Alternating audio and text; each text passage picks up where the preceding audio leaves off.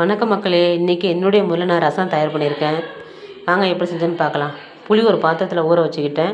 அதில் சால்ட்டும் போட்டுட்டேன். ஊற வச்ச புளி எடுத்து கரைச்சி ஒரு பாத்திரத்தில் வச்சுக்கிட்டேன். அதில் தேவையான சால்ட்டு போட்டுக்கிட்டேன்.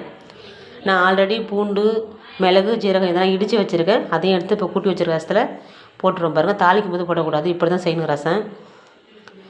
தக்காளி பழத்தை நான் புழிஞ்ச தண்ணியை தனியாக எடுத்துக்கிட்டு தக்காளி நல்லா இடிகளை வச்சு இடித்து ரசத்தில் கூட்டி வச்ச ரசத்தில் போட போகிறேன். அதேமாதிரி தான் இப்போ போடணும். நீங்களும் செஞ்சு பாருங்கள். அதேமாதிரி ரசம் ரொம்பவே நல்லாயிருக்கும். அப்போ தான் ரசம் பச்சை வாடை அடிக்காது, தக்காளி வேகாத மாதிரி தெரியாது. இடித்து போட்டே ரொம்ப நல்லாயிருக்கும். ரெடி பண்ணிவிட்டேன். இப்போ ரசத்துக்கு எல்லாமே நம்ம ரெடி பண்ணி வச்சுட்டோம் பாருங்கள். இப்போ ரசம் தாளித்து ஊற்ற போகிறேன். அடுப்பில் கடாயை வச்சாச்சு. கடாயை வச்சு எண்ணெயை ஊற்றியாச்சு. எண்ணெய் ஊற்றி கடுகு போட்டு கருவேப்பிலை போட்டேங்க. 4 மிளகா போட்டாச்சு. அது நல்லா வதக்கிடணும். நல்லா காந்த விடாமல் நார்மலாக மிளகாய் நல்லா வதங்கின பிறகு நல்லா வதங்கட்டும். கூட்டி வச்சுருக்க ரசத்தை எடுத்து ஊற்றிட்டோம்னு வச்சிங்களேன்.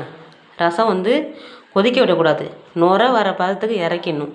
இறக்கி சாப்பிட்டு பாருங்கள். பிள்ளைங்கள்லாம் சாப்பிட்டு நல்லாயிருக்குன்னு சொன்னாங்க. நீங்களும் இதே முறையில் செஞ்சு பாருங்கள். பிடிச்சிருந்தால் லைக் பண்ணுங்கள், கமெண்ட் பண்ணுங்கள், ஃபாலோ பண்ணுங்கள், ஷேர் பண்ணுங்கள். நன்றி, வணக்கம்.